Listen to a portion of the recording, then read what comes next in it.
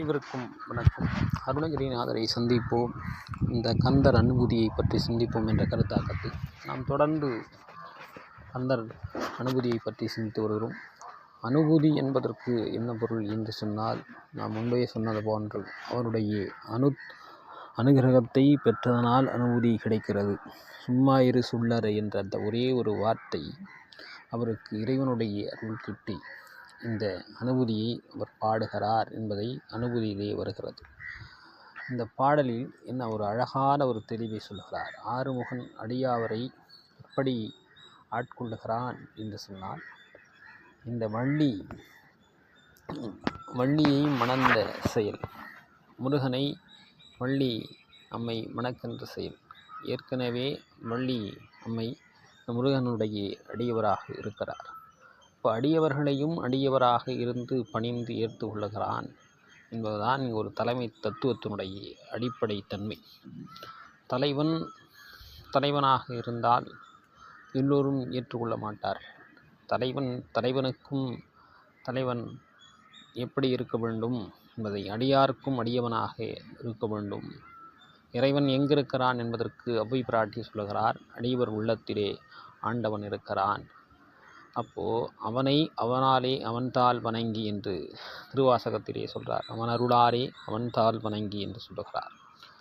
என் கல் போன்ற மனதில் எப்படி ஒரு தாமரை மலர்ந்தது என்று பார்த்தால், அது அவனுடைய அருளாலே மலர்ந்தது. அவனை விருப்பம் அடைய வேண்டும், அவனுடைய நாமத்தை சொல்லுகின்ற பொழுது அவன் நமக்குள்ளே வந்து விடுகிறான். நமக்குள்ளே வந்து வளர்ந்து நம் கண்களுக்கு அப்பொழுது காட்சி கொடுக்கிறார். ஒரு செடியை நடுகிறோம், அதற்கு நீரை ஊற்றி மண்ணில் சத்துக்கள் எல்லாம் போட்டு நீரை ஊற்ற தான் வளர்ப்படுது. அதுமாதிரி தான் இறை சிந்தனை என்பது நம்முடைய மனதிலே தோன்றி வளர வளர அது நம்ம கண்ணுக்கு புலன்படும், உணர முடியும். அந்த நிலையை தான் வள்ளி அடைந்திருக்கிறார். அவரை மணப்பது போன்ற என்ற செயலை சொல்லுகிறார். திணியான மனோநிலை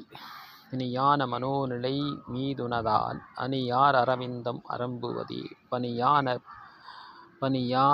என்ன வள்ளி பதம் பணியும் தனியான அதிமோக தயாபரணி. பணியான என எனக்கிடும் கட்டளை எவை என நினைவு.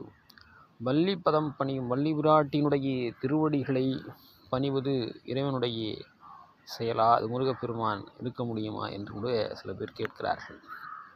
அடியவர்களை யாரெல்லாம் அரவணைத்து கொள்ளுகிறார்களோ அதுவே ஒரு சிறந்த தலைமை தன்மைக்குரிய கோட்பாடு என்று அப்போது இந்த வள்ளியை அவரை வணங்குவது போன்று வணங்குகிறார். வள்ளியில் மனம் முழுவதும் முருகப்பெருமான் நிறைந்திருப்பதனால் எப்படி இதை இன்னும் எளிமைப்படுத்தி சொல்ல வேண்டும் என்று சொன்னால்,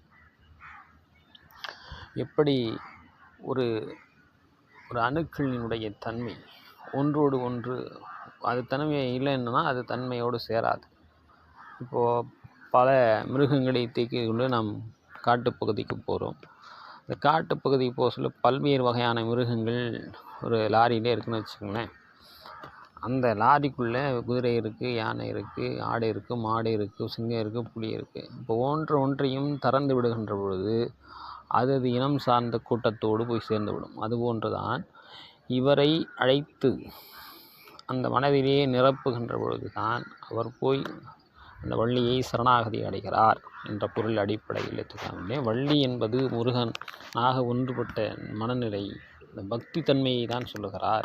அந்த நிலையில் அது தவறல்ல என்ற நிலைக்கு ஞானிகள் யோகிகள் குறிப்பிடுகிறார்கள்.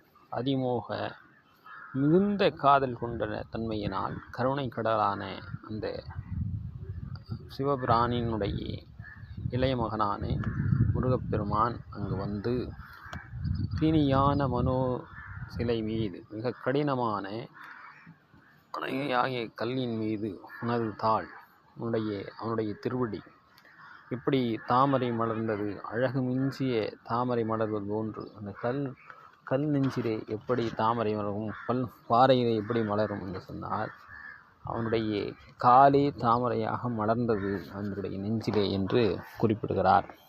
இந்த நிலையை தான் இறைவன் கல் மனதையும் கரைக்க வல்லவன்.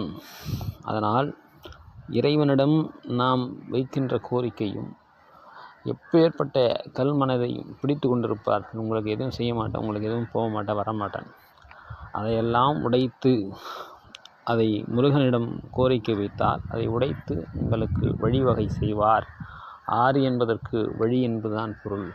எனவே இந்த வகையை செய்ய வல்லவன்.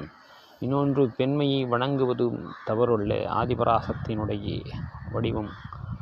அந்த ஆதிபராசக்தியினுடைய வடிவமாக இருக்கின்ற இந்த நோக்கில் நீங்கள் பார்த்தால் கூட அதை வணங்க வேண்டும், பெண்மையை போற்ற வேண்டும் என்ற நிலையிலேயே இந்த தத்துவத்தை முருகப்பெருமான் உலகுக்கு அருளியிருக்கிறார். பெண்மையை வளர்க்கவன். இன்றைக்கு பெண்ணியம் பற்றி பேசுகின்றவர் அன்றைக்கு புராண காலங்களிலே பெண்மையும் போற்ற வேண்டும் என்ற நிலையில் சொல்லியிருக்கிறார் என்ற நிலையில் இதை எடுத்துக்கொள்ளலாம்.